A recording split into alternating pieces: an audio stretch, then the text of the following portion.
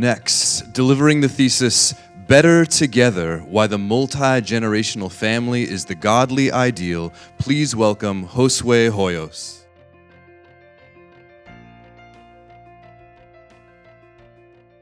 Family, the backbone of our nation and the foundation of the church.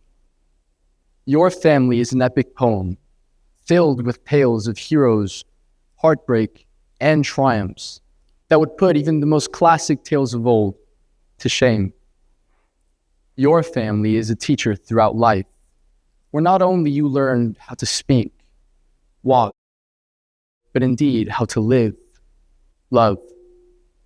Sadly, traditional family values and structures have been eroded by our modern society, further dividing our households and hence our nation. Is there something missing in our families that used to be present? If so, what are we missing? Or better yet, who are we missing? First, what did families look like in the past? From ancient Israel to early modern Europe, multi-generational family living, including 2 adult generations and children, was an expectation. Dr. Carol Myers describes archaeological findings of 3 pillared houses, ancient housing units built to accommodate 2 to 3 nuclear families of the same clan. As humans advanced technologically, family dynamics remained mostly the same. Historian Stephen Ruggles reports, in the mid-19th century, about 70% of persons aged 65 or older resided with their children or children-in-law. Multi-generational living has only recently become less common. Industrialization led former countrymen to move into big cities in pursuit of glistening economic opportunity. In doing so, they left their hometowns and their elderly parents. Stephen Ruggles again reports that after 1860, residents with children began to decline. Increasingly, the elderly began to live alone. Multi-generational living, however, has recently been on the rise. According to the U.S. Census Bureau, the number of multi-generational homes in America grew 2% from the year 2000 to 2010 and continues to increase.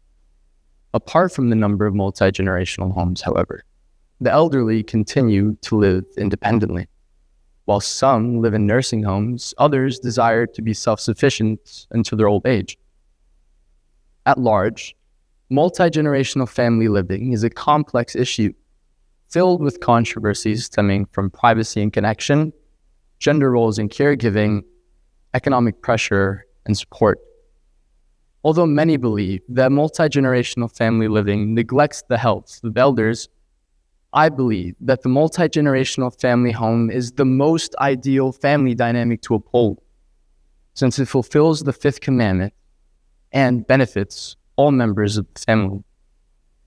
The 5th commandment, given to us in Exodus, calls us Christians to honor your father and your mother. There are 2 sub-principles of honor that should be noted: to treasure and to provide.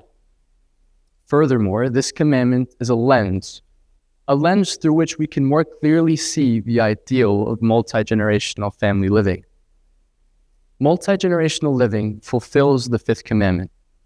Proverbs 17:6 says, "Children's children are a crown to the aged, and parents are the pride of their children." This verse describes a mutual sense of admiration that should be present between parents and their children.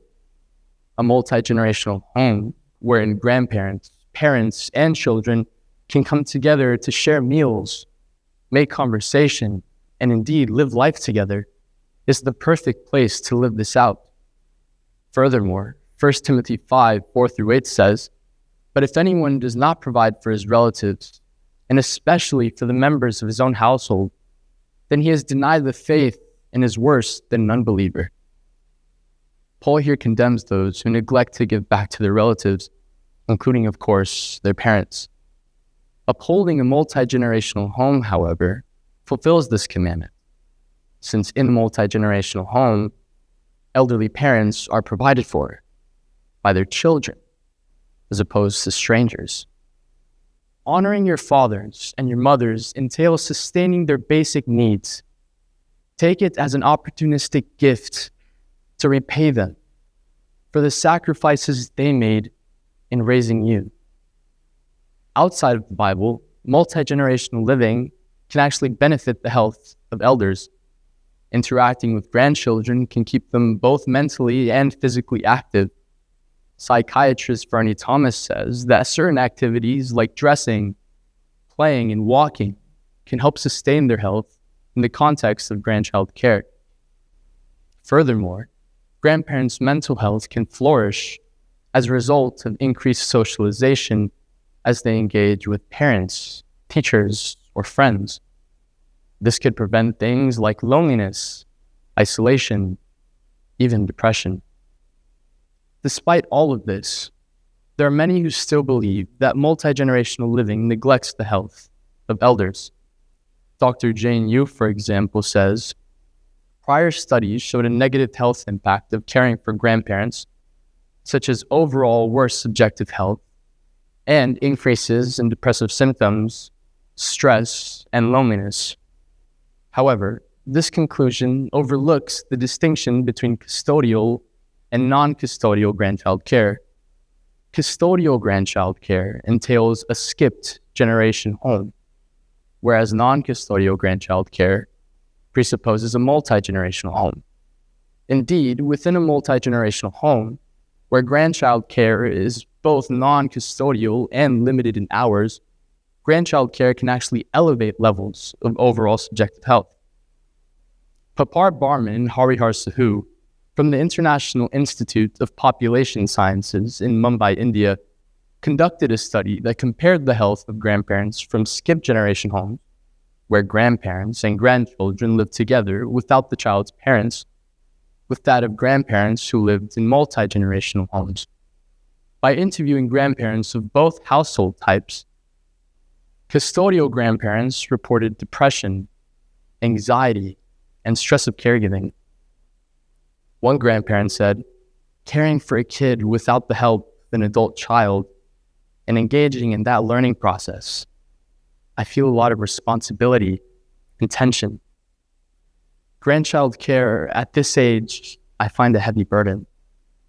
On the contrary, grandparents from multi-generational homes reported positive emotions, contentment, and a sense of overall well-being, with the most common word having been uttered by the elders being happy. As you can see, there is a clear distinction between custodial and non-custodial grandchild care, the consequences of which are vastly different for grandparents. Grandparents, you are central to our families. Your place is within the walls of our homes. You are valued, and you are needed. And to those families whose beliefs, unfortunately, do not align with those of their parents and or in-laws, my hope and my prayer to you would be that your mutual love for your family may act as a foundation upon which boundaries and common ground may be built for the possibility of multi-generational living. Because we as Christians have a duty to overcome the obstacles that prevent us from upholding strong and cohesive families. Let us steer clear of secular ideologies that trap us into fragmented family sects. Instead, let us strive to make our families unified, productive, and multi-generational. Thank you.